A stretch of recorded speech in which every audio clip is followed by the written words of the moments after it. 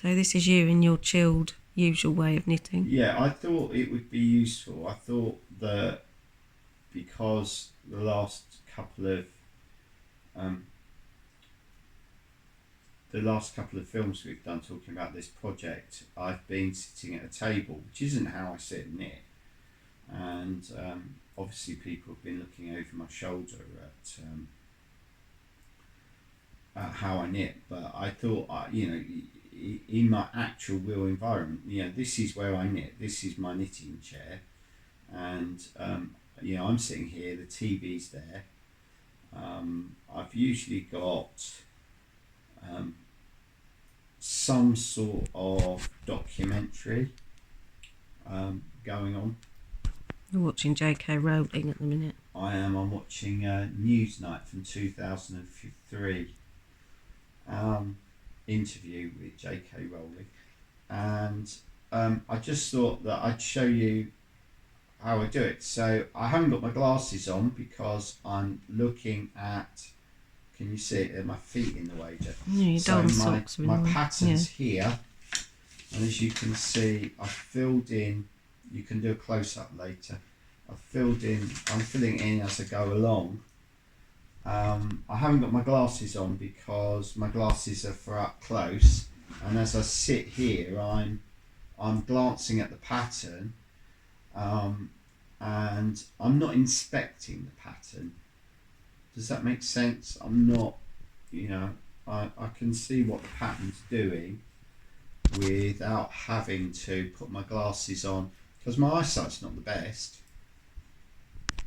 and so I just work away, and it's all very relaxed. Okay, so you've got some questions for me, Jo. Yeah, I think the main one really is about your charts, that I think they're not what some people are expecting when they get them. Yeah. They're not traditional knitting patterns with numbers and rows and... Yeah. Well, I think some people have struggled with that. Okay, well, it's the way I create my charts. So I'm a graphic designer by day, a superhero knitter by night, and I like to, knitting for me is about analogue. I got asked this question actually by Boy Knits World recently. He asked me, wouldn't it be better if I did my charts on a computer program? And yeah, it would, but I probably wouldn't do them because if you know why I knit, I knit for me really, and I tend to not work from charts at all. I only started really working from charts because because I knitted. I did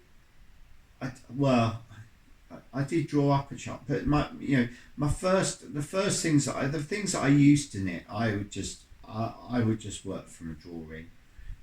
So there weren't any, it wasn't charted at all. And sometimes I don't even work from a drawing. So a teapot, I might just do it from my head really. So work it out as I go along line by line. Think, I've got got to start to do the handle now, or start to do the spout now. So, Well, you did charts because people asked. Yeah, I did charts. I really started to do charts because people asked. Yeah, and even like it's similar to this. I call this one swallows, but the bluebird blanket, the bluebird baby blanket, which is my first chart that went out into the world, and people were asking for that, or people were asking for the chart for a long time, and I had to draw it from scratch because although I'd drawn it on squared paper, there were far fewer squares than actual stitches. So it was I was kind of winging it. Yes, it wasn't. I wasn't working square by square. So yeah, even for my first pattern, I had to recreate it for people, and so since then, sorry, I'm just looking at the pattern, and since then, the only reason that really that I put out charts is for people to knit from, not necessarily for me. Yeah, so it's not strict. It's guidelines, maybe. Well, It's yeah, not I mean that's strict. the way Follow I this. see it. I'm knitting now, and if I get it wrong, I So do you go back if you make a mistake and correct it? hardly ever, hardly ever. Sometimes I think, oh, you've put that, you the line with the because it's all about lines, isn't it? So the line should have gone that way instead of that way. So I might change a stitch as I go past it. So I don't know if other people do this, but if you've got the wrong colour in the previous row, as you go past it, you drop that colour and you pick up the other colour. So you're knitting the previous row, you're re-knitting the previous row with the right colour. So sometimes I'll do that, but a lot of the time mistakes I'll leave in, and I quite like mistakes, and I quite like the idea that that mistakes show, because I'm not after perfection, and also I think that my time's more important than that.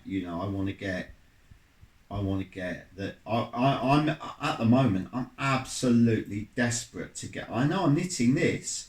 I'm really enjoying knitting this, and I'm really loving the colours. And I'll show you all in a minute where I am. So it's day 4.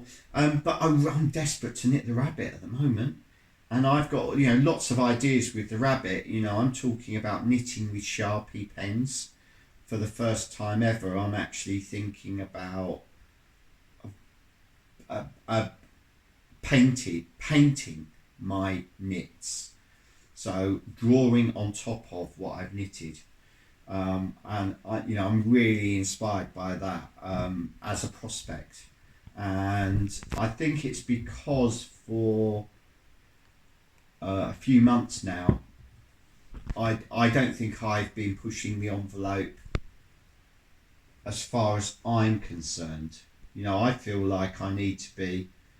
I'm going to sound really poncy now, aren't I? What's the word I'm looking for, Jo? Don't know. I'm going to sound really affected. Oh dear, don't want that. Yeah, unless I'm. You need to keep it unprofessional. Remember, I've promised someone will never become really professional. Yeah, no, they didn't want I'm that. not talking about that. I'm talking about I'm going to sound like I'm really affected because. Big-headed, full of yourself. Big-headed, full of myself. Yeah, or arty-farty. Oh no. Because because I do, because I've started to do designs, because people have said to me, oh, we really like that, and I might have knitted, like for instance, mugs.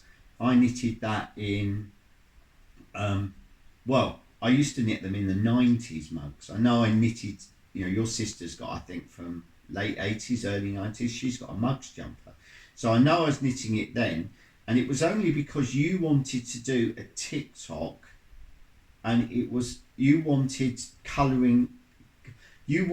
a TikTok film about me purling whilst I'm carrying colour. Yeah. So I picked it out of a UFO pile. And so I showed everyone, and everyone's like, we really want that pattern. And so it dug out and it became a pattern. So for me, what I'm saying is that those sorts of things, for me, then, I'm not, I need to be a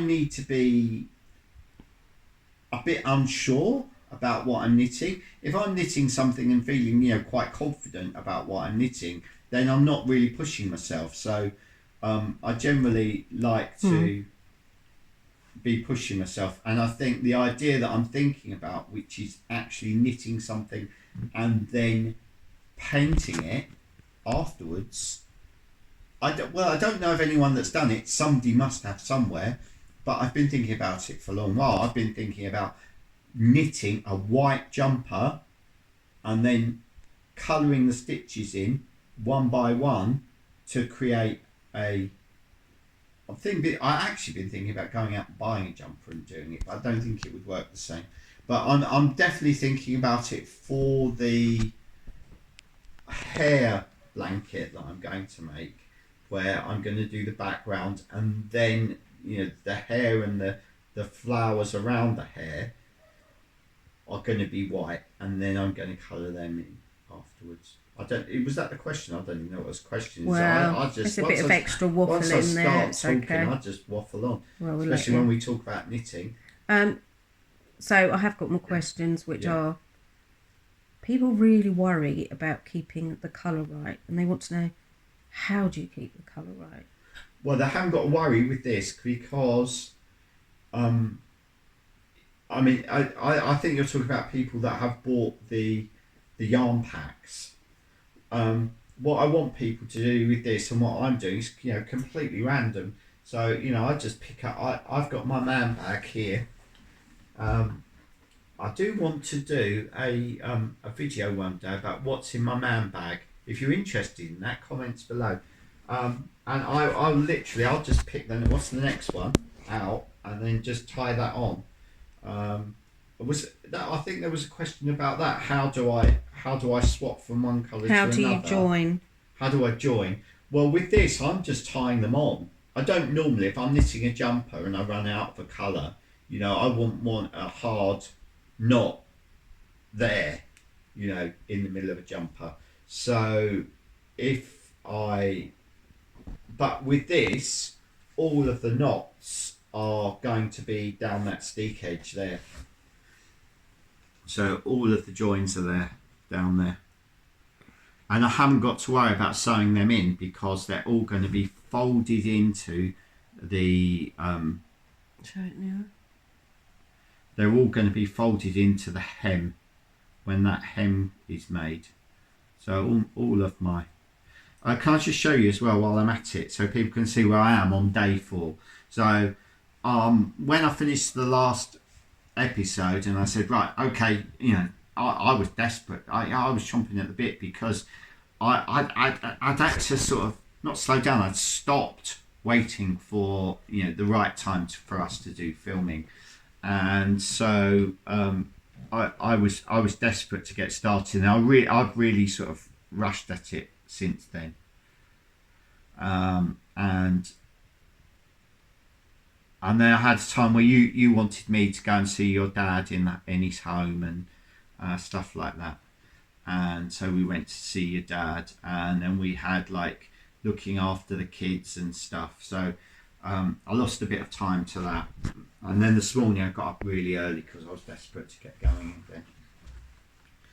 again. So yeah, what was the question? Don't know. How to join? How to join ends? Yeah, I just time them in the on the centre join there. I want to ask. Yeah. Don't you ever get bored? What, of knitting? Yeah. I couldn't sit still. I wouldn't be able to sit still. Yeah, but the thing is, that's why, because I'm bored. I've got to be doing two things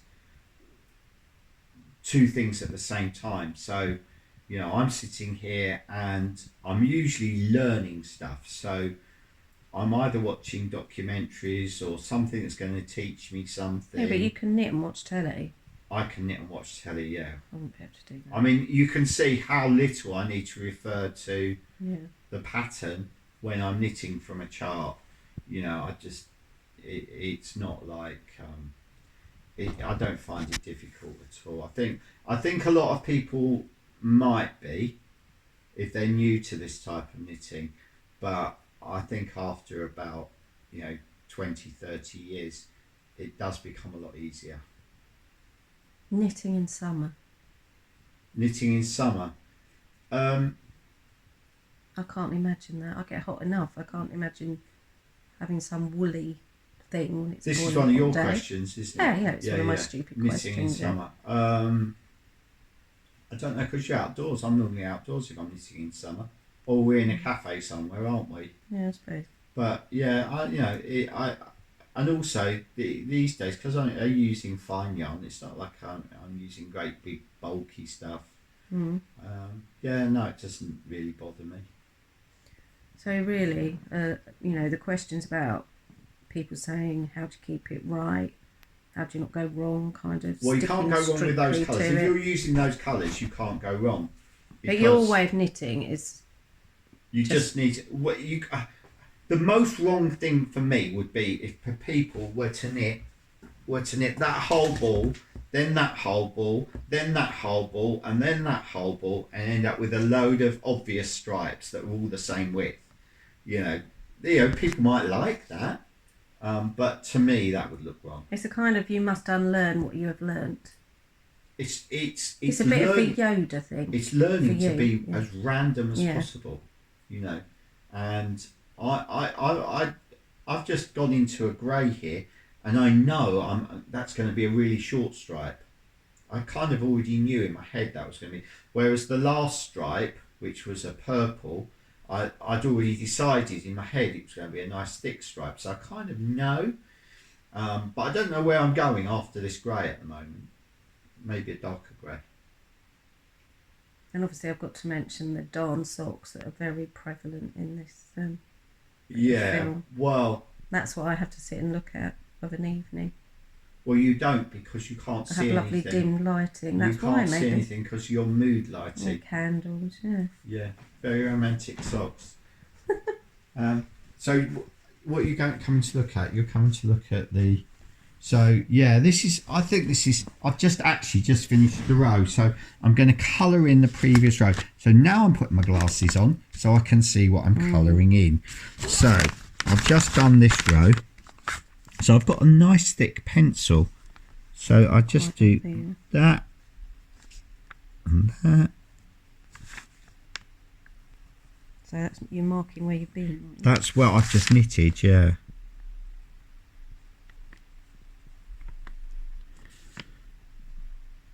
So it's a nice easy one to show you now. So I can see next row, when I come along here, I'm just going to knit over the top of this. So so I know that the background colour is going to go all the way along there, one stripe. So I haven't even got to look at that, and there's no counting involved for me. It's just I can just sit here, and I'm not close up to it, Jo. No. I'm just sitting here quite relaxed, and it's not like I'm sitting up a table and inspecting it as I'm going along. And I think that's probably a learnt thing. I think that people to begin with probably will need to sort of... I don't think you need to count stitches. And I never frog back. I've got a tummy that's grumbling.